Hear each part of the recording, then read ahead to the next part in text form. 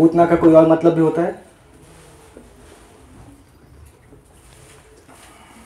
पूतना से मुझे रामायण का एक वो याद आता है इंसिडेंट, जब लक्ष्मण दुर्वासा नहीं परशुराम के साथ जब लक्ष्मण लड़ाई कर रहे थे राम के स्वयंवर के समय, तो परशुराम ने गुस्से में आके बोला था कि तू अपनी माँ को निपुति क्यों बनाना चाहता है। पूत का मतलब होता है पुत्र। तो पूतना जो कि छोटे बच्चों को बिल्कुल पसंद नहीं करती, उसको पूतना एक नाम बोला जाता है। और आपने जो बताया वो मुख्य है कि जो पूरी तरह से अशुद्ध रहते हैं। तो ये सेक्शन कहाँ से चालू होता है?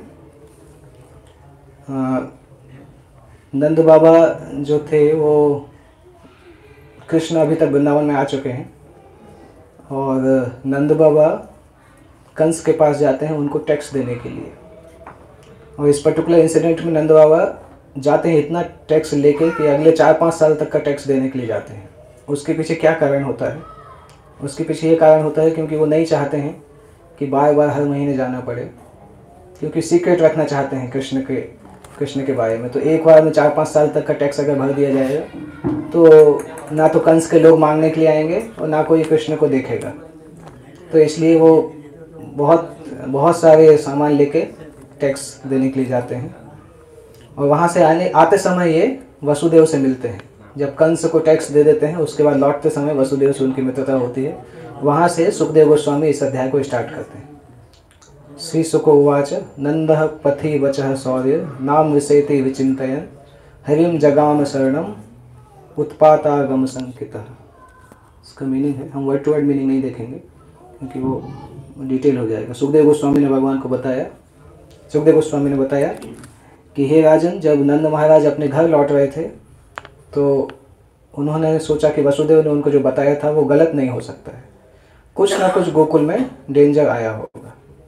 और जब नंद महाराज ने कृष्ण के बारे में कुछ खतरे को ऐसा महसूस किया तो तुरंत उन्होंने कृष्ण का आश्रय लिया।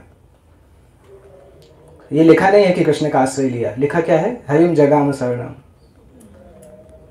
उनका बेटा कृष्ण है, वही हरि है, परंतु कृष्ण का आश्रय नहीं लिया, हरि का आश्रय लिया। क्यों ऐसा बोल रहे हैं? क्योंकि भले ही किसी को मन में पता भी हो, पिता को अगर पता भी हो कि उसका बेटा बहुत शक्तिशाली है, परंतु पिता उसको ग्रांटेड जैसा लेता है।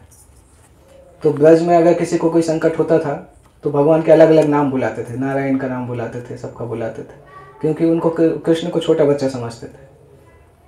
और कभी कभी कोई बोलता भी था कि कृष्ण बहुत शक्तिशाली हैं तो नंद बाबा वही सब घटना याद करते थे कि ये तो मेरी चप्पल सिर पे रख के लेके आता था, इसको थोड़ा सा बादल में जोर से आवाज़ हो जाती है तो माँ के पल्लू के पीछे जाके छुप जाता है, ये क्या भगवान होगा।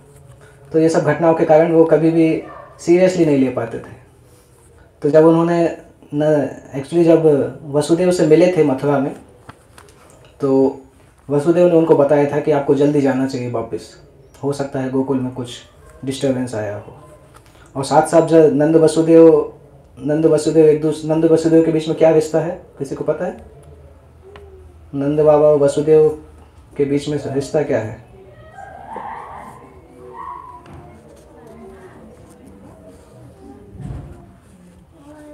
मैंने 6-7 महीने पहले भागवतम कथा दिया था बेसमेंट हॉल में, उस समय मैंने स्टोरी बताया था।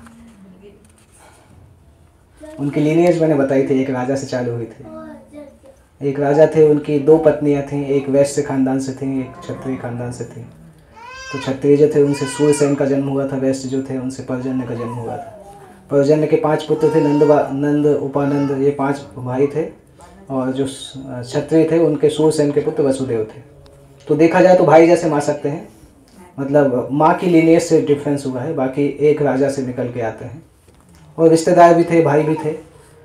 तो जब नंद बाबा उसके कंस के पास से लौट रहे थे तो वसुदेव ने उनको घर पे नहीं बुलाया, रास्ते में भेंट हुई थी। उसके पीछे क्या कारण था? क्योंकि वसुदेव अगर किसी को घर पे बुला के ले जाएंगे तो लोगों को डाउट हो सकता है कि वसुदेव की पहचान का है, दैट मीन्स कुछ दाल में काला है। वसुदेव के चारों तरफ उस समय कंस के स्पाई रहते थे ढूंढने के लिए कि वो, क्योंकि 8वां बच्चा का पता नहीं चला था क्या हुआ था, और ऐसा लगा था कि मिस कैरियज हो गया, 8वां बच्चे की जगह बेटी हो गई, परंतु कंस को भरोसा नहीं हो रहा था कि बेटा बोला गया था तो बेटी कैसे हो गई।